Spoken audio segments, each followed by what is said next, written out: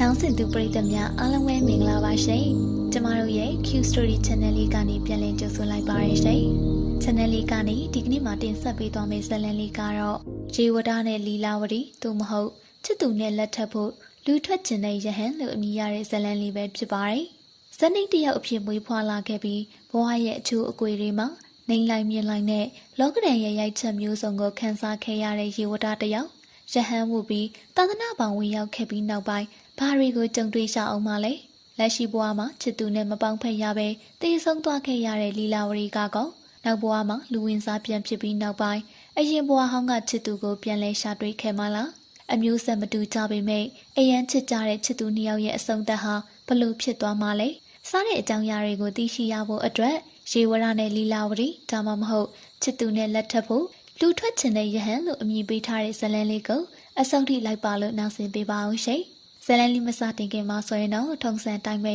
ကျမတို့ရဲ့ channel လေးကို like and subscribe လေးလုပ်သွားပြီးတော့ support ပေးထားကြဖို့ကိုလည်းမေတ္တာရက်ခံချင်ပါတယ်။ကဲအားလုံးပြီးသွားပြီဆိုရင်တော့ဇာတ်လမ်းလေးကိုစတင်လိုက်ကြရအောင်ပါရှင်။ဖယားရှင်လက်ထက်တော်အခါကတာဝတိပြည်ကြီးဟာအလွန်စီပင်ဝါပြောပြီးလူအမျိုးမျိုးဇက်ဖုံဖုံနဲ့ပြည့်နှက်နေခဲ့တယ်လို့မင်းမျိုးပုံနာမျိုးကုံသေးမျိုးသူစင်ရဲမျိုးစသဖြင့်ဇက်နှိမ်ဇက်မြင့်ခွဲခြားမှုတွေလည်းရှိခဲ့ကြပါတယ်။တာဝတိပြည်နဲ့မနီမဝေးမှာဇက်နှိမ်တဲ့သူတွေနေထိုင်တဲ့ကျေးရွာတစ်ရွာရှိပါတယ်။အဲဒီရွာမှာနေထိုင်ကြတဲ့သူတွေဟာဇက်မတူသူအချင်းချင်းထိမ်းမြောက်လက်ထက်ရွာကနေပေါက်ဖွာလာတဲ့မျိုးဆက်တွေဖြစ်ပြီးလူအများရဲ့ပြစ်ပဲနှိမ်ချခြင်းကိုလည်းခံခဲ့ကြရတဲ့သူတွေဖြစ်ပါတယ်။အဲဒီဇက်နှိမ်ရွာကလေးမှာရေဝရလို့ခေါ်တဲ့လူငယ်လေးတစ်ယောက်ဟာသူမိဘတွေနဲ့အတူအိမ်အိုလေးတစ်လုံးမှာနေထိုင်ခဲ့ကြပါတယ်။သူအဖေဟာထင်းခုတ်သမားတစ်ယောက်ဖြစ်ပြီးအလွန်လုံးလဝရိယရှိသူဖြစ်တဲ့ရေဝရရဲ့ဖခင်ဟာနေတိုင်းတာဝတိမျိုးထဲကိုထင်းကောင်းထင်းသက်နေသားရောင်လေးရှိပြီး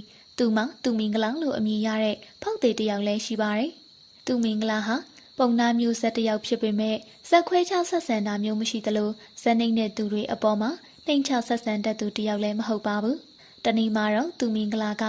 ရေဝဒရဲ့ဖခင်ထင်းခုတ်သမားကိုသူ့အိမ်မှာအလုပ်ကူလုပ်ဖို့လူငယ်လေးတစ်ယောက်လောက်ရှာပေးပါလို့တောင်းဆိုခဲ့ပါတယ်။ဒါကြောင့်ထင်းခုတ်သမားဟာသူ့သားရေဝဒကိုသူ့မင်္ဂလာအိမ်မှာအလုပ်ဝင်ဖို့အတွက်တိုက်တွန်းခဲ့ပါတယ်။သူ့မင်္ဂလာအိမ်မှာအလုပ်လုပ်ရင်အခကျင်းငွေကောင်းကောင်းရှာမယ်ဆိုတာကိုသိပေမဲ့ရေဝဒကမလုပ်ချင်ခဲ့ပါဘူး။ဘာဖြစ်လို့လဲဆိုတော့ပုံနာမျိုးတွေရဲ့ကြားမှာအလုပ်လုပ်ရမှာဖြစ်ပြီးသူတို့ဟာဇက်နှိမ့်တဲ့သူတွေကိုအမြဲလိုဆဲဆိုအနိုင်ကျင့်တတ်ကြလို့ပါပဲ။ဒါပေမဲ့မိဘတွေရဲ့စိတ်ချမ်းသာမှုအတွက်ရေဝရဟာစိတ်မသက်မသားနဲ့ပဲတာဝတိမျိုးကသူ့မင်္ဂလာအိမ်မှာအလုပ်လုပ်ဖို့ကိုသဘောတူခဲ့ပါတယ်။တကယ်တမ်းအလုပ်